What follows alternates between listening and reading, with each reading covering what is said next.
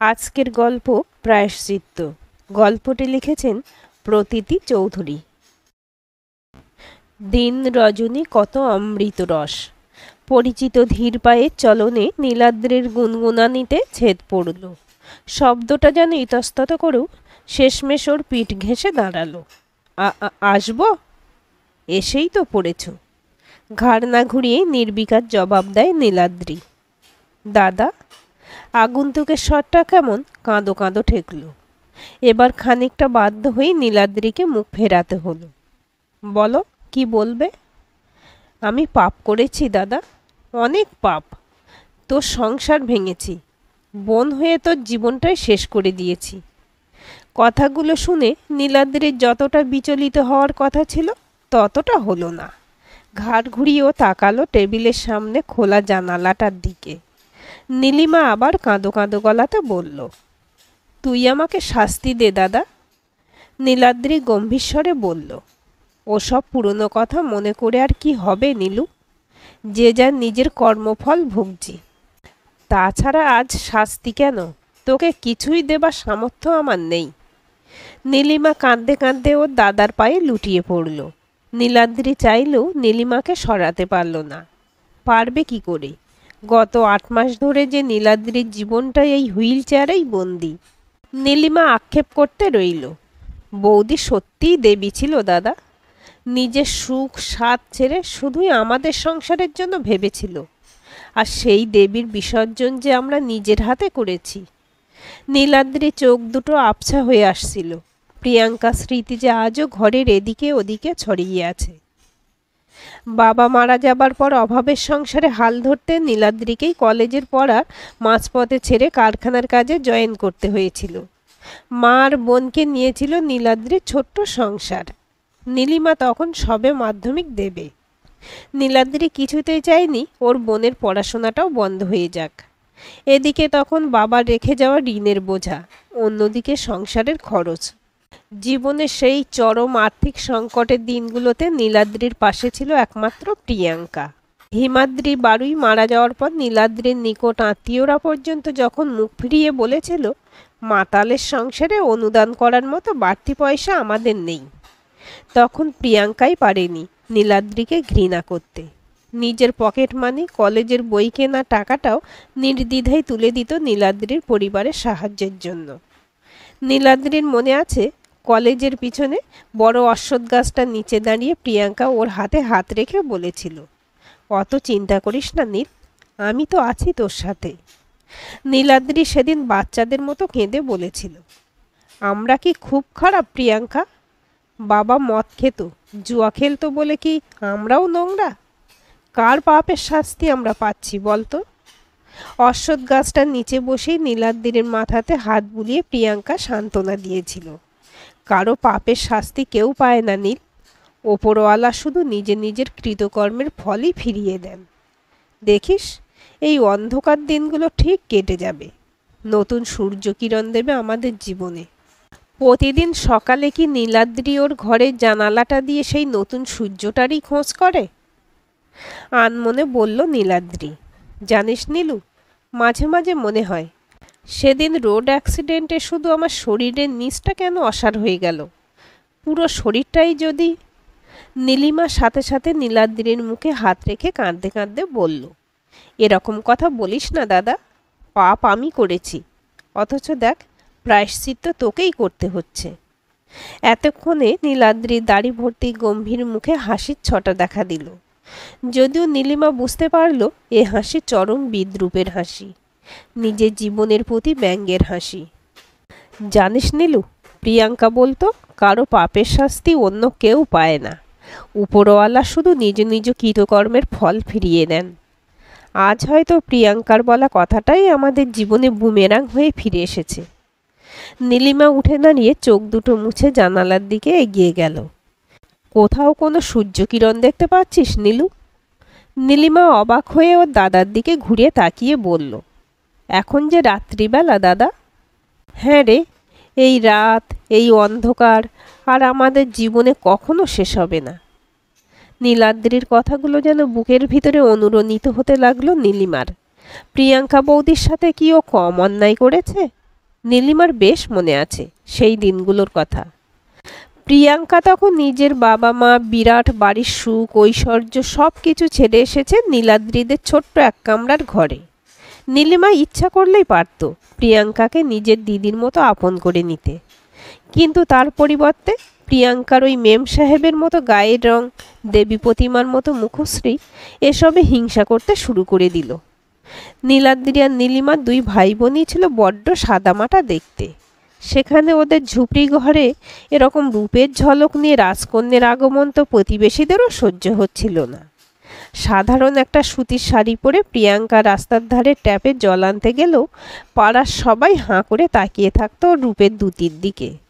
এক প্রকার বাধ্য হয়েই নীলাদ্রি বলেছিল, তোমাকে বাইরে বেরোতে হবে না, মা না হয় নীলু করবে বাইরের কাজগুলো। কয়েকদিনের মধ্যেই নীলাদ্রির মা আর বোনের কাছে প্রিয়াঙ্কা হয়ে উঠল একটা বাড়তি বোঝা। নীলিমা তো প্রায়ই বলতো প্রিয়াঙ্কাকে, দাদা সারাদিন খেটে খুঁটে রোজগার করছে আর মহারানী ঠ্যাংয়ের উপর ঠ্যাং তুলে বসে খেতে এসেছেন। নীলাদ্রির মাও গজগজ করত, রেশন দোকান, বাজার, জল আনা সব করে মরতে হচ্ছে আমাকে। এমন একটা মেয়ে ঘরে নিয়ে এলি, এর থেকে একটা পুতুল নিয়ে আসতে পারতিস সাজিয়ে রাখার জন্য, অন্ন ধ্বংস হতো না। নীলাদ্রি চুপ করাবার চেষ্টা করেও চার দেওয়ালের মাঝে প্রতিধ্বনি হয়ে সব কথাই কানে যেত প্রিয়াঙ্কার। ভীষণ শক্ত মনের মেয়ে ছিল বলেই হয়তো এত সহ্য করেও নীলাদ্রির মাকে রান্নার কাজে, ঘরের কাজে সাহায্য করতে এগিয়ে যেত প্রিয়াঙ্কা। এক টুকরো ঘরের মধ্যে নীলাদ্রিকেও একান্ত কাছে পাওয়ার অবকাশ ছিল না প্রিয়াঙ্কার। কখনো হয়তো নীলিমা কলেজে গেছে, নীলাদ্রির মা বাজারে, তখনই একবার সব অভিমান সরিয়ে রেখে ঘনিষ্ঠ হবার সুযোগ পেত ওরা। এমনই এক ঘনিষ্ঠ মুহূর্তে প্রিয়াঙ্কা নীলাদ্রিকে বলছিল, পারলে দু একদিন নীলুর কলেজের দিকে তুমি যেও তো, ইদানিং নীলুর শ্বাস পোশাক কেমন বদলে যাচ্ছে। সেদিন ফোনে কার সাথে যেন কথা বলছিল, আমি সামনে যেতেই চুপ করে গেল। প্রিয়াঙ্কাকে থামিয়ে দিয়ে নীলাদ্রি হাসতে হাসতে বলেছিল, কি যে বলো, নীলু ছেলে মানুষ, কলেজে পড়ছে, সবার দেখে একটু আধটু সাজতে ইচ্ছে করে না। বেশি কিছু বলার আর সাহস হয়নি প্রিয়াঙ্কার। নীলিমা সেদিন তাড়াতাড়ি কলেজ থেকে বাড়ি ফিরে গেছিল, শুনতে পেয়েছিল দাদাকে বলা বৌদির শেষ কথাগুলো। তারপর থেকে মনে মনে ঠিক করেছিল নীলিমা বৌদিকে ওর দাদার জীবন থেকে হটাতেই হবে। বিছানার এক পাশে বসে বিলাপ করছিল নীলিমা, সেদিন যদি বৌদির কথা শুনতাম তাহলে হয়তো এত করুণ দিন দেখতে হতো না আমাকে। গত 2 বছর আগে একটা নিষিদ্ধ পল্লীতে বিক্রি হওয়া থেকে নীলাদ্রি কোনো রকমে উদ্ধার করে এনেছিল ওর বোনকে। যেই ছেলেটার হাত ধরে নীলিমা পালিয়ে গিয়েছিল সে কোটিপতি রাজনৈতিক নেতার ছেলে বিক্রম চট্টোপাধ্যায়। দিন কয়েক নীলিমার সাথে ফুর্তি করে বিক্রম ওকে ছুঁড়ে ফেলেছিল কয়েকজন বন্ধুর হাতে। সেখান থেকে 2-1বার হাত বদল হয়ে যখন এজেন্টের মাধ্যমে পাচার হচ্ছিল বিহারের কোনো যৌনপল্লীতে, তখন নীলাদ্রির মিসিং ডায়েরি ধরে পুলিশ উদ্ধার করে ওকে। তারপর অবশ্য বিক্রমের বিরুদ্ধে নীলিমার কোনো অভিযোগ আর থানাতে নিতে চায়নি পুলিশরা। নীলাদ্রিকে ফ্রিতে জ্ঞান দিয়েছিল থানা থেকে। বোনকে যে ফিরে পেয়েছেন সেটাই 7 জন্মের তপস্যার ফল। শুধু শুধু বদনামি বাড়িয়ে আর টাকার ধ্বংস করে কি করবেন? বদনাম অবশ্য কম হয়নি। সেই আঘাত সহ্য করতে না পেরেই নীলাদ্রির মা চিরনিদ্রায় শায়িত হন। তারপর থেকে ওরা 2 ভাই বোন বাড়িতে একা। প্রতিবেশীদের হাজার রকম মন্তব্য শোনার পরেও দাদা হয়ে বোনকে কি করে ফেলে দিতে পারে, তবে ক্ষমাও করতে পারেনি নীলুকে। তাই সেদিনের পর থেকে অদৃশ্য একটা দূরত্ব অজান্তেই সীমারেখা তৈরি করেছে ভাই বোনের সম্পর্কে। নীলাদ্রি জানে ও নিজেও অপরাধী, বিক্রমের সাথে ওরই বা তফাৎ কি? প্রিয়াঙ্কাও তো নীলাদ্রিকে বিশ্বাস করে ওর হাত ধরে এসেছিল, কিন্তু পরিণাম? প্রিয়াঙ্কার বাবার যন্ত্রণাটা আজ অনুভব করতে পারে নীলাদ্রি। নীলাদ্রির সাথেই কলেজে পড়তো প্রিয়াঙ্কা, বাড়ির একমাত্র মেয়ে, বাবার কম্পিউটারের বিজনেস। অভাব বিষয়টা ছোট থেকে কখনো বুঝতে হয়নি প্রিয়াঙ্কাকে, তবে ও ছিল কলেজের 8-10টা মেয়ের চেয়ে অনেকটাই আলাদা। তাই তো নীলাদ্রির বাবা মদ খেয়ে মারা যাওয়ার পর যখন নীলাদ্রি কলেজ ছেড়ে দিল, কলেজের সবাই নীলাদ্রিকে ঘৃণার চোখে, করুণার চোখে দেখতে লাগলো। তখনও নীলাদ্রির প্রতি প্রিয়াঙ্কার বন্ধুত্বের কোনো পরিবর্তন হয়নি। প্রিয়াঙ্কাকে রাস্তার ঠেলাগাড়িতে নীলাদ্রির সাথে ফুচকা খেতে দেখে ওর বান্ধবী খেয়া বলেছিল, ইস, তুই এই মাতালের ছেলেটার সাথে এখনো মেলামেশা করছিস? জানিস, ও পড়াশোনা ছেড়ে কাপড় কলে কাজে ঢুকেছে। প্রিয়াঙ্কা হেসে বলেছিল, বাবা মাতাল হলেই ছেলে মাতাল হবে এমন গ্যারান্টি তোকে কে দিয়েছে রে? তাছাড়া কোনো কাজই ছোট হয় না, বুঝেছিস? আর নীল যেভাবে এই বয়স থেকে রোজগার করে সংসারের হাল ধরেছে, আমার তো ওর প্রতি শ্রদ্ধাই হয়। সেদিনই প্রিয়াঙ্কার চোখে খেয়া দেখেছিল নীলের প্রতি অগাধ ভালোবাসা। হয়তো সেই ভালোবাসাতে এতটাই শক্তি ছিল, খেয়ার কথা বাড়াতে সাহস পায়নি। নীলাদ্রিকে টুকটাক আর্থিক সাহায্য করা, বাড়ির সবাইকে লুকিয়ে নীলাদ্রির অবডেতে পার্কে যাওয়া পর্যন্ত সব ঠিকঠাকই চলছিল। সমস্যাটা বাঁধল মাস্টার্সের ফাইনাল ইয়ারে। প্রিয়াঙ্কার বাবা সম্ভবত কারোর কাছে কিছু আভাস পেয়েছিল, তাই মাস্টার্স কমপ্লিট করার আগেই প্রিয়াঙ্কার বিয়ের জন্য উঠে পড়ে লেগেছিলেন। প্রিয়াঙ্কাকেও তাই নিরুপায় হয়ে বাড়িতে বলতে হয়েছিল নীলাদ্রির কথা। প্রিয়াঙ্কার বাবা শুনেই ধমক দিয়েছিলেন, একটা মাতালের ছেলের সাথে তোর বিয়ে দেব আমি? প্রিয়াঙ্কার প্রতিবাদ ট্যাকেনি। প্রিয়াঙ্কার বাবা ক্রোধে উন্মাদ হয়ে গেছিলেন। একটা কাপড়ের কলের লেবার কিনা সেন শর্মা ঘরের জামাই? ওই ঝুপড়িতে তোকে রাখার স্বপ্ন সে দেখে কি করে? না, নীলাদ্রি অবশ্য প্রিয়াঙ্কার মতো আলিশান তিনতলা বাড়িতে থাকা মেয়েকে ওদের ঘরে আনার স্বপ্ন দেখত না। তবে এতগুলো বছরের বন্ধুত্ব মেলামেশা ওর মনেও কখনো যেন ভালোবাসার দাগ কেটেছিল। সংসারের অভাব, সারাদিন কারখানাতে অক্লান্ত পরিশ্রম, সব যেন মুহূর্তে হাওয়া হয়ে যেত সপ্তাহান্তে প্রিয়াঙ্কার সান্নিধ্য পেলে। শুধু মনের দিকেই নয়, প্রিয়াঙ্কা ছিল রূপের দিকেও রাজকন্যে। প্রিয়াঙ্কার কাজল টানা নয়ন যুগল সারা সপ্তাহ খেলা করত নীলাদ্রির মানসচক্ষে। তাই তো ছুটির দিনটা ওকে একান্তে পাওয়ার জন্য নীলাদ্রি কখনো পার্কে, কখনো সিনেমা হলে, কখনো লোকালয় থেকে দূরে নিরিবিলি নদীর চরে কাটাতো। মাঝে মাঝে নীলাদ্রির কিছু আদুরে ইশারাকে প্রশ্রয় দিতে না পারলে মন খারাপ করত প্রিয়াঙ্কারও। প্রিয়াঙ্কার ফাইনাল পরীক্ষা তখন আর মাত্র কয়েকটা সপ্তাহ বাকি। নীলাদ্রির সাথে দেখা করে জীবনে প্রথমবার কিছু আবদার করেছিল প্রিয়াঙ্কা। নীলাদ্রি বোঝাবার চেষ্টা করেছিল এটা সময় নয় ওদের বিয়ে করার। প্রিয়াঙ্কা কিছুতেই মানতে চায়নি। শেষ পর্যন্ত পালিয়ে গিয়ে বিয়ে করেছিল ওরা। মাস্টার্সের ফাইনাল পরীক্ষাটা দেওয়া হলো সেদিনের পর প্রিয়াঙ্কার বাড়ির দরজা ওর জন্য চিরতরে বন্ধ হয়ে গেছিল। দাদা, আমি তোকে কিছু বলতে চাই, কিছু এমন সত্যি যেটা তোর জানা খুব প্রয়োজন। ভাঙাচোরা শীর্ণকায় চেহারাতে এক চিলতে বিদ্রূপের হাসি হেসে নীলাদ্রি বলল, এখনো তোর তেমন কিছু বলতে বাকি আছে আমাকে? নীলাদ্রি বিছানার একপাশে বসে, ঘরে একটা টিমটিমে সিএপেল জ্বলছে। তাতে বোঝা যাচ্ছে নীলিমা আজ ওর কথাগুলো বলতে বেশ আত্মপ্রত্যয়ী। নীলিমার চোখের দিকে তাকিয়ে নীলাদ্রি আর বারণ করল না। তোর মনে আছে দাদা সেই অভিশপ্ত রাত্রিটার কথা, যেদিন বৌদি খুব খুশি মনে বাড়ি ফিরে এসেছিল আর তুই রাগে নেশা করে প্রহর গুনছিলি বৌদির ফিরে আসার? নীলাদ্রি মুখে কিছু বলল না, তবে নীলিমা বুঝতে পারল ওর দাদা ফিরে যাচ্ছে 4 বছর আগে ফাল্গুনের সেই সন্ধেতে। কৃষাণুদা বৌদির প্রেমিক ছিল না দাদা, বৌদিকে সে বোনের নজরে দেখত। কৃষাণুদাকে নিয়ে দিনের পর দিন আমি তোকে যা বুঝিয়েছিলাম সব মিথ্যে ছিল, নিজের স্বার্থ চরিতার্থ করার জন্য ছিল। 2 বছর আগে নীলিমার পালিয়ে যাওয়ার সময় নিজের ভুলটা বুঝতে পেরেছিল নীলাদ্রি। তবুও আর একবার ঘৃণার চোখে তাকালো নিজের বোনের দিকে। নীলিমার শুকনো মুখে আত্মগ্লানির ছাপ স্পষ্ট। মিনমিন করে নীলিমা বলল, শুধু বৌদির সাথে নয়, যে সন্তান সেদিন বৌদির গর্ভে ছিল তার সাথেও অন্যায় করেছিলাম আমি।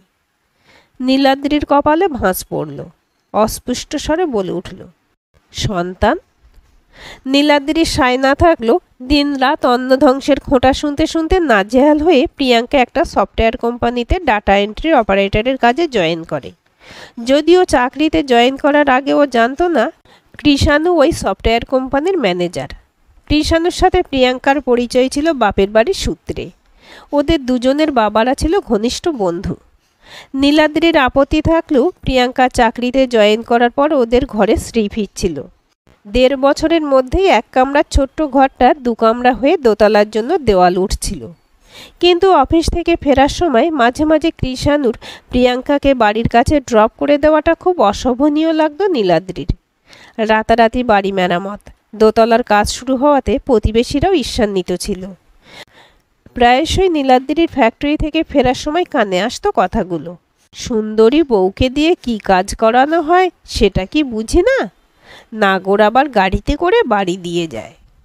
নিজের অক্ষমতার কারণেই হয়তো নীলাদ্রি জোর করে কিছু বলতো না প্রিয়াঙ্কাকে, শুধু মনে মনে ফুঁসত। নীলিমাও সুযোগ বুঝে বিষ জোগাতো ওর দাদার মনে। আসলে কি বলতো, বৌদি তোর অক্ষমতাটাকে চোখে আঙুল দিয়ে সবার সামনে দেখাতে চায়, তাই তো চাকরি করা। ঘরে বাইরে প্রিয়াঙ্কার সম্পর্কে নানা রকম শুনতে শুনতে ওর তখন প্রায় প্রতিদিনই মেজাজ খিটখিটে থাকতো। তারই কয়েক মাস পর এলো সেই দিনটা। নীলিমা যেদিন নিজের পথের কাঁটা পরিষ্কার করার জন্য পরিকল্পিতভাবে ওর দাদাকে রেস্টুরেন্টে নিয়ে গিয়ে দেখালো কৃষাণুর সাথে বসে কিভাবে হাসতে হাসতে গল্প করছে প্রিয়াঙ্কা। দিনটা ছিল ভ্যালেন্টাইন্স ডে।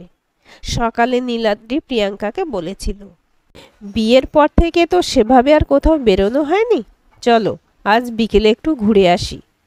প্রিয়াঙ্কা কিছু বলতে গিয়েও থমকে গিয়েছিল, শুধু মিষ্টি করে হেসে বলেছিল, আজ যে অফিসে খুব ইম্পর্ট্যান্ট একটা কাজ আছে গো, তবে তোমার জন্য বিরাট একটা সারপ্রাইজ গিফট প্ল্যান করে রেখেছি, সন্ধেতে ফিরে সব বলছি। Happy Valentine's day sweetheart. রাগেই হয়তো এতটা অন্ধ হয়ে গিয়েছিল নীলাদ্রি, ওর চোখে ভাসছিল কাঁচের ওপাশে থাকা কেবলই দুটো মানুষের হাসি মুখ, কৃষাণু আর প্রিয়াঙ্কা। ওদের মাঝে ফ্লাওয়ার ভাসে থাকা গোলাপটা যেন বিদ্রুপ করছিল নীলাদ্রিকে। কৃষাণুর গাড়িটা যখন ওদের বাড়ির কাছাকাছি এসে একবার থেমেই চলে গেল, তখনই হাতের মুঠো দুটো শক্ত করে নিয়েছিল নীলাদ্রি। প্রিয়াঙ্কা ঘরে ঢুকে হাসি মুখে নীলাদ্রিকে কিছু বলতে যাওয়ার আগেই লাল চোখে তাকিয়ে নীলাদ্রি বলেছিল, প্রেম দিবস পালন হয়ে গেল। কৃষাণু নিশ্চয়ই শরীর মন সব ভরিয়ে দিয়েছে আজ। প্রিয়াঙ্কার সামনে বজ্রপাত হলেও হয়তো এতটা চমকে উঠত না। চরম ঘৃণা নীলাদ্রির চোখে। তুমি ড্রিঙ্ক করেছ নীল? খাঁকিয়ে উঠল নীলাদ্রি। বেশ করেছি, তোর নাগরের পয়সাতে না, নিজের পয়সাতে ড্রিঙ্ক করেছি শালি। প্রিয়াঙ্কার চোখ দুটোকে জীবনে প্রথমবারের জন্য ছলছলে হতে দেখেছিল সেদিন নীলাদ্রি। পারলে নীল, যেই মদে তোমার বাবার জীবন গেল, যেই মদে তোমার পুরো পরিবারটা ভেসে যাচ্ছিল, তোমাকে অকালে পড়াশোনা ছাড়তে হলো, সেই মদ তুমি গলায় ঢালতে পারলে? আমাকে হারিয়ে দিলে তুমি। ছি না। এবার আর মুখ চলেনি নীলাদ্রির। ডান হাতে করে সপাটে চড় মেরেছিল প্রিয়াঙ্কার গালে। প্রিয়াঙ্কা ছিটকে পড়েছিল। আলমারির কোণাতে লেগে কেটে গেছিল কপালটা। লাল গোলাপের ভালোবাসাতে না হোক, লাল রক্তধারায় শেষবারের জন্য পালন হয়েছিল ওদের ভ্যালেন্টাইন্স ডে। এইসব কথা এতদিন পর আর কেন বলছিস নীলু? হয়তো তোর বৌদি ভালোই আছে আজ। রাত্রি নীরবতা ভেদ করে নীলাদ্রি দীর্ঘশ্বাসটা মাটিতে এসে পড়ল। প্রায়শ্চিত্ত করতে চাই দাদা, তোর জীবনটা এভাবে শেষ করে দেওয়ার প্রায়শ্চিত্ত। নীলাদ্রি চুপচাপ তাকিয়ে আছে জানালার ওপাশে। একটানা তাকিয়ে থেকে অন্ধকারটা শুয়ে গেছে চোখে। নীলিমা নীলাদ্রির পায়ে হাত রেখে হঠাৎ বলল, আশীর্বাদ চাওয়ার অধিকার তো হারিয়েছি, তাই সব দোষ স্বীকার করে পাপের প্রায়শ্চিত্ত করতে চাই। একটা ইন্টারভিউয়ের ডাক পেয়েছি দাদা, ভোরের ট্রেনে কলকাতায় যাব, তাই। নীলাদ্রি উদাসভাবে বাইরে তাকিয়ে বিড়বিড় করে বলল, এই অক্ষম মানুষটার মতামতে কিছু এসে যায় কি? যা, তোর যেখানে মন চায়। নীলিমা ওর দাদার হাত দুটো ধরে বলল, মাত্র 2 লাখ টাকা চাই দাদা। অপারেশন করালে তুই আবার হাঁটতে পারবি, ডক্টর তো বলেছেন। এইটুকু অন্তত করতে দে তোর জন্য।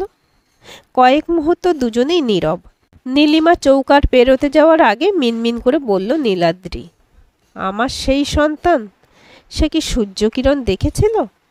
জানি না দাদা। দুরন্ত গতিতে ছুটে চলেছে ট্রেন। নীলিমা দেখছিল কিভাবে নতুন সকালে সূর্যটা কিরণ দিচ্ছে।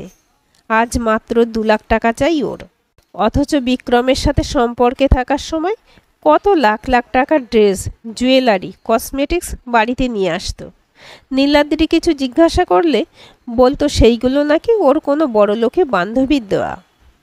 একদিন যখন নীলাদ্রি ধমক দিয়ে বলেছিল, অন্যের জিনিস তুই এভাবে কেন নিচ্ছিস, নীলাদ্রিকে মুখের উপরেই উত্তর দিয়েছিল, তুমি যেন বৌদির কাছ থেকে কখনো কিছু নাওনি। নীলাদ্রি সেদিন বোঝাতে পারেনি অভাবের কোন তাড়নায় পড়ে ওকে হাত পাততে হয়েছিল। প্রিয়াঙ্কার প্রথম থেকে সন্দেহ ছিল, তাই নীলাদ্রিকে কিছু না জানিয়েই একদিন বিকেলে পিছু নিয়েছিল নীলিমার। হাইওয়ের কাছাকাছি গিয়ে যখন প্রিয়াঙ্কা দেখেছিল নীলিমার সামনে দাঁড়ানো রেড গাড়িটা থেকে বেরিয়ে আসছে ছাত্রদলের প্রাক্তন নেতা বিক্রম চট্টোপাধ্যায়, ওর বুকের ভেতরে রক্তটা ছলকে উঠেছিল। ধূর্ত চরিত্রহীন লম্পট বিক্রমকে ওদের কলেজের কারোরই জানতে বাকি ছিল না। তার গাড়িতে নীলিমা যখন হাসতে হাসতে উঠেছিল তখন প্রিয়াঙ্কার মনে হচ্ছিল ওখানেই মাথা ঘুরে পড়ে যাবে। কোনো রকমে নিজেকে সামলে বাড়ি ফিরে এসেছিল। প্রিয়াঙ্কা জানতো বিক্রমের বাবার প্রতিপত্তি এতটাই যে নীলিমার মতো সরল একটা মেয়েকে এক হাতে কিনে অন্য আর এক হাতে বিক্রি করতে সময় লাগবে না। বাড়ি ফেরার পর অন্য কাউকে কিছু জানানোর আগেই নীলিমাকেই বোঝানোর চেষ্টা করেছিল প্রিয়াঙ্কা। নীলিমা ব্যঙ্গাত্মক হেসে বলেছিল, বুঝেছি তোমার হিংসে হচ্ছে, ভাবছো এমন রূপবতী হয়ে তুমি যেখানে রাজপ্রাসাদ থেকে ঝুপড়িতে এলে, আমি সেখানে রাজপ্রাসাদে যাচ্ছি। শোনো, রাজপ্রাসাদে শুধু রূপ আর বরাতের জোরে যাওয়া যায় না, ট্যালেন্ট চাই, বুঝলে? হিকিরিকে বিয়ে করে তুমি আর কি বুঝবে রাজপুত্রের কদর? নিজের স্বামীর অপমানটা বোধহয় কোনো মেয়েই সহ্য করতে পারে না, তাই চটটা একটু জোরেই পড়েছিল নীলিমার গালে। নীলিমা গালে হাত বোলাতে বোলাতে জ্বলন্ত দৃষ্টিতে বলেছিল, এর ফল ভুগতে হবে তোমাকে। নীলাদ্রিকে বিক্রমের ব্যাপারে বললে যে বিশ্বাস করবে না সেটা জানতো প্রিয়াঙ্কা, তাই অন্যভাবে বলেছিল, নীলুর তো এবার গ্র্যাজুয়েশন কমপ্লিট হয়ে যাবে, কৃষাণুদার সাথে ওর বিয়ের সম্বন্ধ করলে কেমন হয়? নীলাদ্রি শুনেই অবাক হয়ে গেছিল। কৃষাণু প্রিয়াঙ্কার অফিসের ম্যানেজার। বিশেষ করে এতদিন প্রিয়াঙ্কার সাথে কৃষাণুকে নিয়েই গুজব শুনে এসেছে নীলাদ্রি। প্রিয়াঙ্কা বুঝিয়ে বলল, খুব বেশি হলে নীলুর চেয়ে 5-6 বছরের বড় হবে, আর আমাকেই তো পাত্রী দেখতে বলে কৃষাণুদা। বাড়িতে বিয়ের কথা উঠতেই নীলিমা বুঝেছিল এসব ওর বৌদির চক্রান্ত। কাঁদো কাঁদো গলাতে ও তখন অভিনয় শুরু করেছিল, আমি তোর সংসারের বোঝা হয়ে যাচ্ছি তাই না? বৌদির মতো তুইও আমাকে বিদায় করতে চাইছিস? তুই তো বলেছিলি আমি যতদূর পড়তে চাইব তুই পড়াবি। বোনের কথাতে আবেগতাড়িত হয়ে নীলাদ্রি আর জোর করেনি, বলেছিল, একদিন তো শ্বশুরবাড়ি যেতেই হবে নীলু, কৃষাণু ভালো ছেলে, তোর বৌদির পরিচিত, দেখবি ওখানে তোর পড়াশোনার অসুবিধা হবে না। প্রিয়াঙ্কা বুঝেছিল এভাবে ও বিয়ে আটকাতে পারবে না, তাই চরম একটা উপায় খুঁজছিল, আর সেটাই খুঁজে পেয়েছিল ভ্যালেন্টাইন্স ডের দিন সকালে। কান পেতে শুনেছিল বৌদির ফোনটা। সত্যি বলছো কৃষাণুদা? সত্যি পজিটিভ এসেছে? আমার যে কি আনন্দ হচ্ছে। না না, এখন না, আমি রিপোর্টটা নিয়ে একেবারে নীলকে জানাবো, ভ্যালেন্টাইন্স ডে সারপ্রাইজ গিফট। আচ্ছা বাবা, আচ্ছা, তোমার ট্রিটটা আজ বিকেলেই পেয়ে যাবে।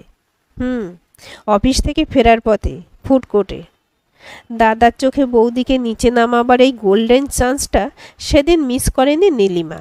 ও চেয়েছিল নীলাদ্রিকে বুঝিয়ে দেবে প্রিয়াঙ্কা নিজের নোংরা সম্পর্কটা আড়াল করার জন্যই কৃষাণুর সাথে ওর বিয়ে দিতে চাইছে। এক ঢিলে দুই পাখির শিকার। এদিকে বিক্রমের সাথেও রাস্তা ক্লিয়ার। চেয়ারে বসেই চমকে উঠল নীলিমা। টেবিলের ওপাশে আর একবার অতীতটা আয়নার মতো দাঁড়িয়ে।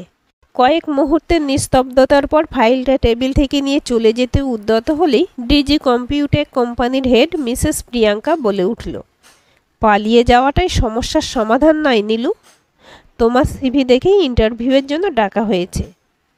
তীর তীর করে অনুশোচনার জ্বরে কাঁপছে নীলিমার ঠোঁট দুটো। জবটা তোমার প্রয়োজন, দাদা ট্রিটমেন্ট করাও নীলু। অবাক চোখে জিজ্ঞেস করল নীলিমা, তুমি জানো দাদার এই অবস্থার কথা? তারপরেও প্রিয়াঙ্কার যন্ত্রণাগুলো যেন চামড়া ভেদ করে বেরিয়ে আসতে চেয়েও ব্যর্থ। তারপরেও কি নীলু? অভিযোগ করবে ফিরে যায়নি কেন? নীলিমা দুপাশে ঘাড় নাড়াল, ধীরে ধীরে বলল, দায়ী তো আমি। নিজের স্বার্থের জন্য তোমাদের ভালোবাসার বলি দিয়েছি, আর আমার পাপের প্রায়শ্চিত্ত করছে দাদা। সামান্য হেসে প্রিয়াঙ্কা বলল, আবারও ভুল ভাবছো নীলু। সবাই নিজের কর্মফল ভুগছে। তোমার দাদার উচিত ছিল নিজের স্ত্রীকে অন্তত একটিবার বিশ্বাস করা। হ্যাঁ, সেই স্ত্রীকে যে তার বাবা মা, বাড়ি গাড়ি, সুখ ঐশ্বর্য, বিলাস বৈভব সব ছেড়ে এক পোশাকে ভালোবাসার হাত ধরেছিল। ভালোবাসার সম্পর্কে এত বড় অবিশ্বাস কি পাপ নয়? নীলিমা নিশ্চুপ দাঁড়িয়ে আছে। ট্রিটমেন্ট করাও দাদার। হ্যাঁ, ইচ্ছে করলে আমিও সেটা পারতাম, কিন্তু এক বোনের কাছ থেকে প্রায়শ্চিত্তর সুযোগটুকু কেড়ে নিতে চাই না। অ্যাপয়েন্টমেন্ট লেটারে প্রিয়াঙ্কা সিগনেচারের সারনেমটা পড়েই সম্ভবত নীলিমা বলল, কেন নিজেকে শাস্তি দিচ্ছ বৌদি? তুমি তো কোনো অন্যায় করনি। ফিরে চলো দাদার কাছে। প্রিয়াঙ্কা যন্ত্রণাক্লিষ্ট শ্বাসেরা টেবিল ছুঁয়ে যাচ্ছিল। তাতে যে শুধু আমার আত্মসম্মান খণ্ডাবে তা নয়, এক মেয়ে তার বাবার প্রতি প্রায়শ্চিত্ত করার শেষ সুযোগটুকু হারিয়ে যাবে। নীলিমা একদৃষ্টে দেখছে প্রিয়াঙ্কাকে। মোমের মতো গায়ের রং, যেন চিন্তারা ছাপ ফেলে ওর বয়সটা 4 বছর নয় 4 গুণ বাড়িয়ে দিয়েছে। প্রিয়াঙ্কা ওর কেবিন থেকে অস্তগামী লাল সূর্যটার দিকে তাকিয়ে বলল, হ্যাঁ নীলু, বাড়ি ফিরতে বড্ড দেরি হয়ে গেছিল। মৃত্যুর আগে পর্যন্ত বাবা আমার প্রতি অভিমান আর অপেক্ষার দিন গুনেছেন। অবশেষে বিজনেসের সব দায়িত্ব আমার নামে করে পৃথিবী ছাড়ার আগে লিখে গেছিলেন। সন্তান হলেই বুঝবি সন্তানের পালিয়ে যাওয়ার সুখ। ডিজি কম্পিউটেক বাবারই সেই বিজনেস, যার দায়িত্ব আজ আমার কাঁধে। কোম্পানির এত এমপ্লয়ির দায়িত্ব আমার, চাইলেও ফিরতে পারবো না। তাছাড়া ওই যে বাবার বলা সন্তান শোকের কথাটা, নিলয় বড় হলেই হয়তো অনুভব করতে পারবো বাবার অভিমান, অপেক্ষায় মেশা সেই দীর্ঘশ্বাসের যন্ত্রণা। পূর্ণ হবে আমার প্রায়শ্চিত্ত। আজকের গল্পটি কেমন লাগলো কমেন্ট করে জানাবেন। ভালো লাগলে লাইক, হাইপ, শেয়ার করবেন। আর চ্যানেলটি সাবস্ক্রাইব করে বেল আইকনটি ক্লিক করে রাখতে ভুলবেন না।